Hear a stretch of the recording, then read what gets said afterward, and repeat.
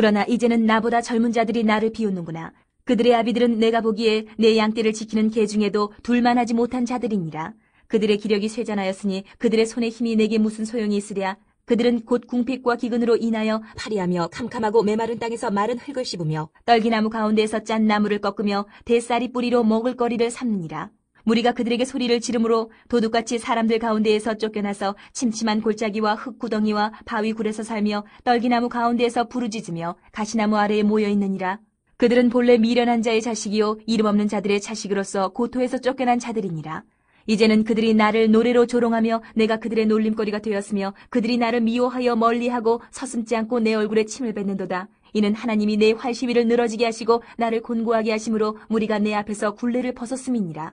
그들이 내 오른쪽에서 일어나 내 발에 덫을 놓으며 나를 대적하여 길을 애워싸며 그들이 내 길을 헐고 내 재앙을 재촉하는데도 도울 자가 없구나. 그들은 성을 파괴하고 그 파괴한 가운데로 몰려드는 것 같이 내게로 달려드니 순식간에 공포가 나를 애워싸고 그들이 내 품위를 바람같이 날려버리니 나의 구원은 구름같이 지나가 버렸구나.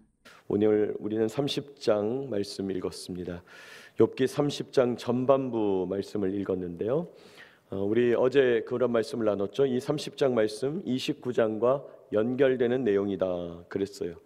29장부터 31장까지가 욥의 마지막 대답, 이어지는 욥의 마지막 발언들입니다.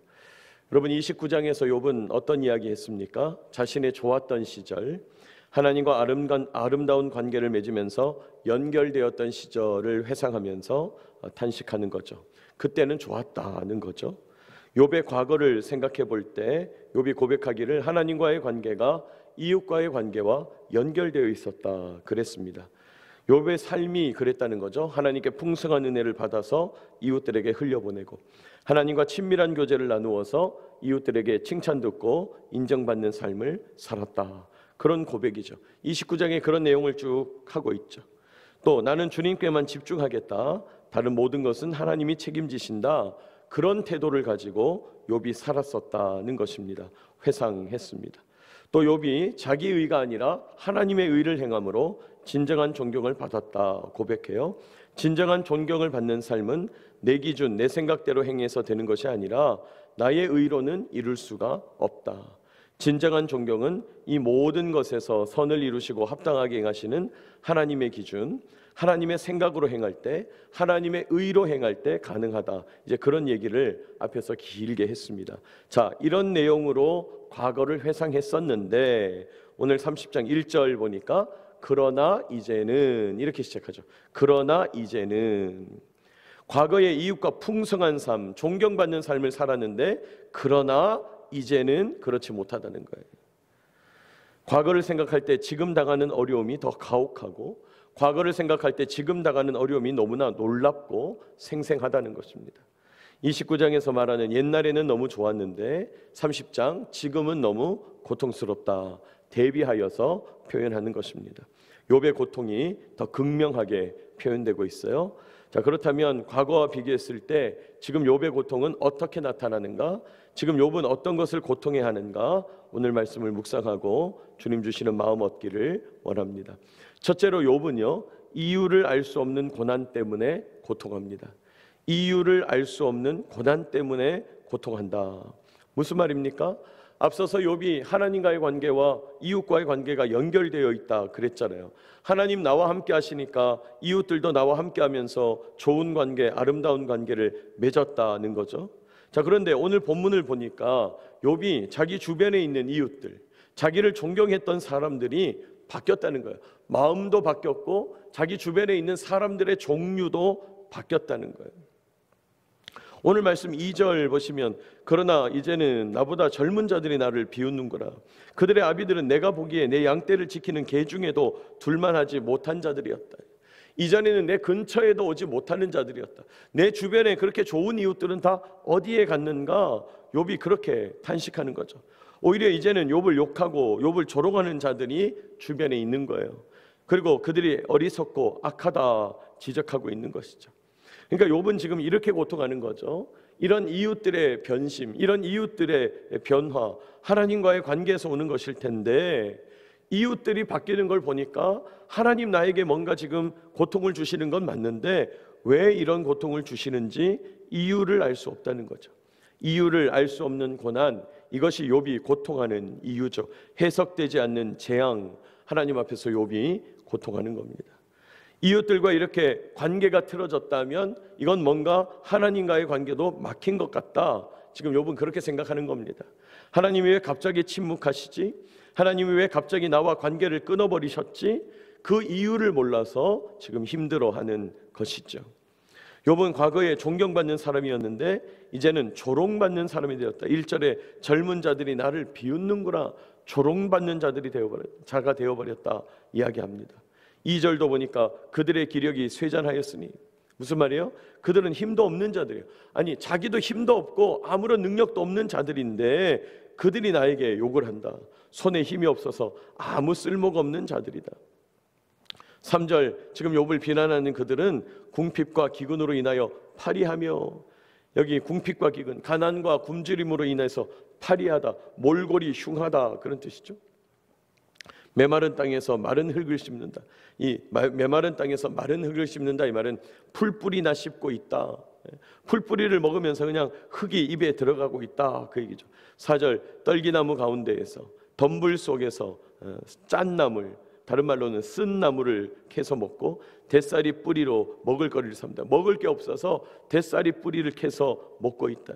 이렇게 비참한 자들이다. 5절, 무리가 그들에게 소리를 지르므로 도둑같이 사람들 가운데서 쫓겨난다. 무슨 말입니까? 사람들이 소리를 질러서 쫓아내는 수준의 사람들, 도둑같이 여기는 사람들이, 이런 사람들을 보면 도둑이야, 어떻게 우리 마을에 이런 사람들이 있어, 쫓아내는 그런 수준의 인간들.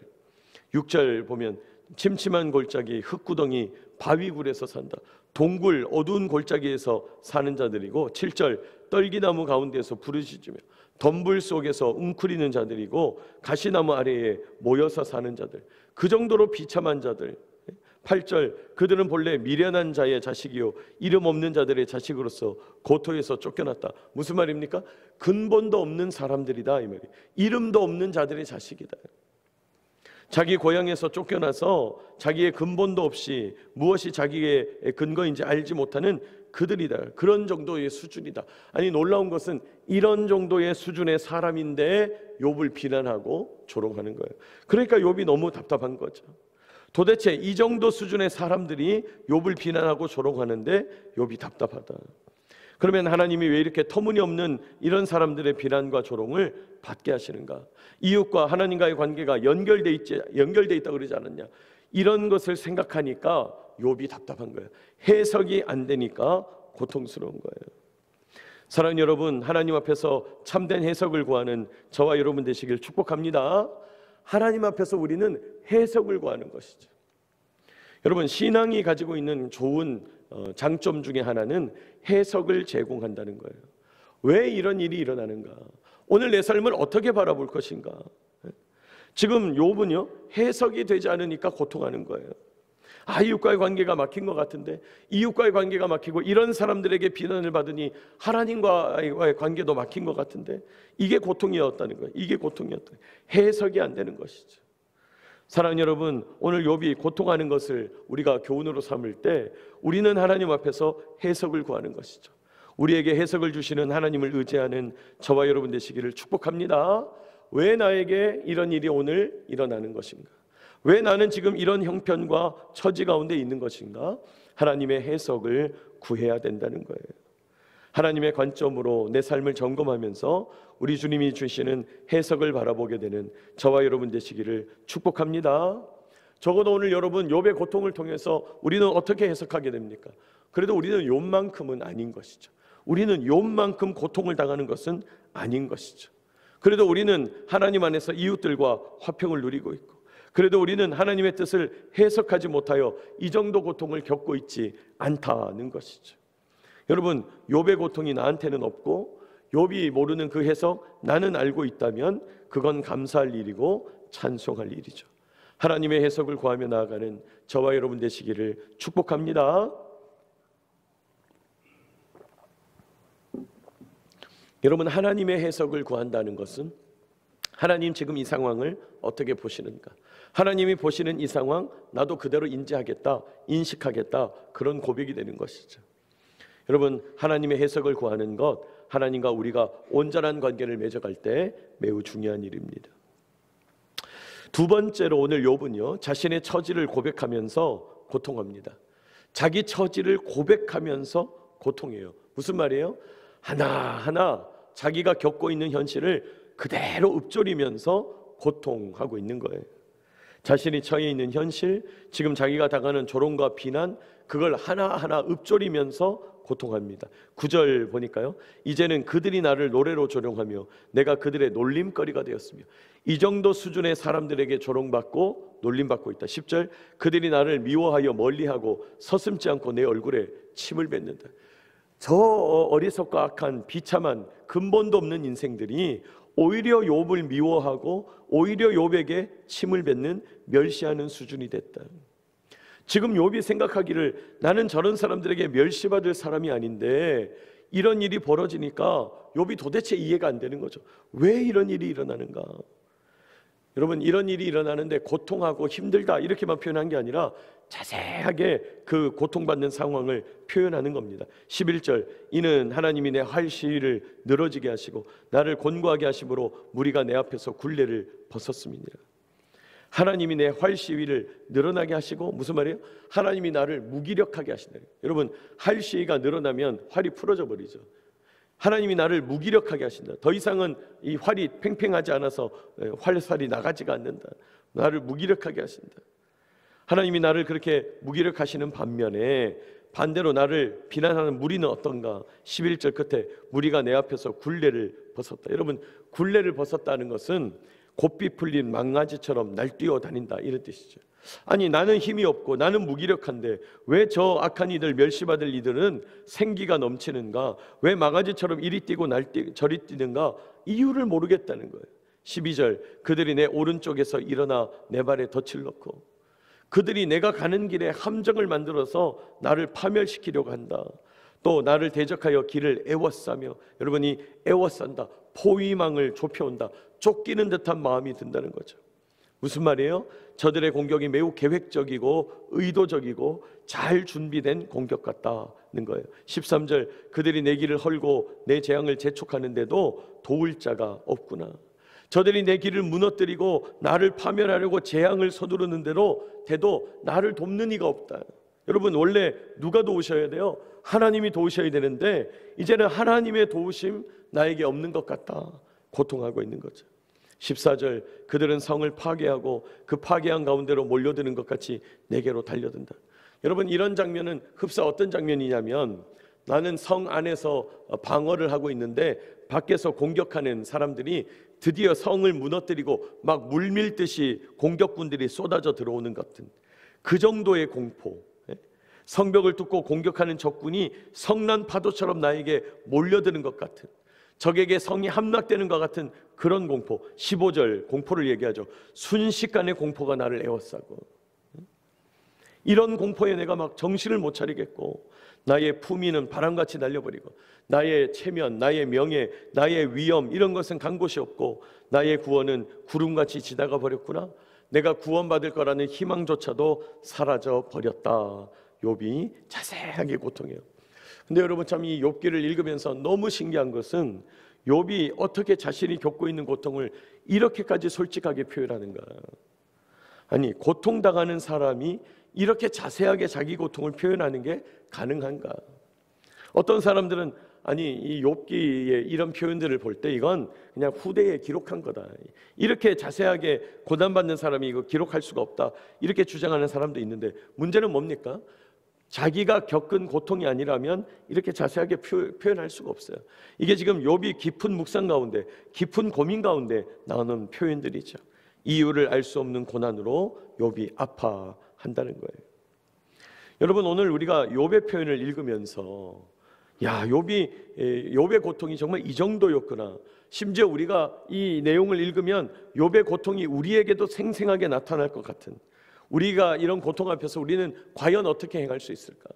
방금 아까 말씀드린 것처럼 욥이 적군이 물밀듯 쏟아져 들어오는, 성난 파도처럼 자기를 밀려서 쏟아져 들어오는 그런 공포를 얘기하는 거잖아요. 야, 어떻게 이런 표현을 할 것인가? 그리고 우리가 이런 고통을 당할 때 우리는 어떻게 할 것인가 묵상하게 되는 것이죠.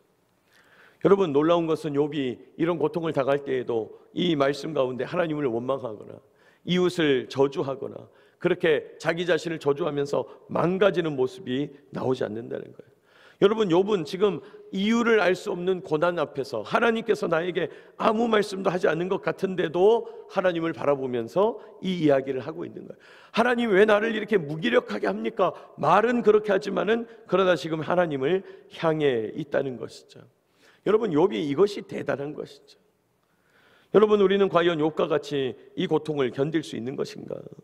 하나님은 우리에게 이런 고통을 주지 않으셨는데 우리에게 이런 고통을 당하지 않을 만큼의 은혜를 주신 거죠. 여러분, 하나님은 왜 우리에게 이런 고통을 주지 않으실까요? 우리는 욥과 같이 견딜 수 없는 거죠. 우리는 욥과 같이 이 고통을 묵상하면서 성숙해낼 수가 없는 거죠. 그것조차도 사실은 하나님 앞에서 찬송할 일이 될 것입니다.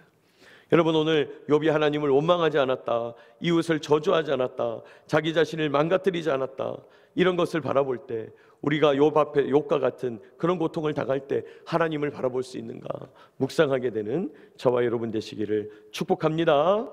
오늘 욥이 하나님 앞에서 해석의 문제를 가지고 고통하고 있어요. 여러분, 하나님의 해석으로 오늘도 내 삶을 해석하게 되시기를 축복합니다. 또 하나님은 이런 고통 나에게 주시지 않았는데 우리에게 당할 만큼의 고통 주셨는데 나는 이런 고통이 왔을 때 하나님을 바라볼 수 있는가 묵상하면서 오늘 기도하게 되는 저와 여러분 되시기를 축복합니다.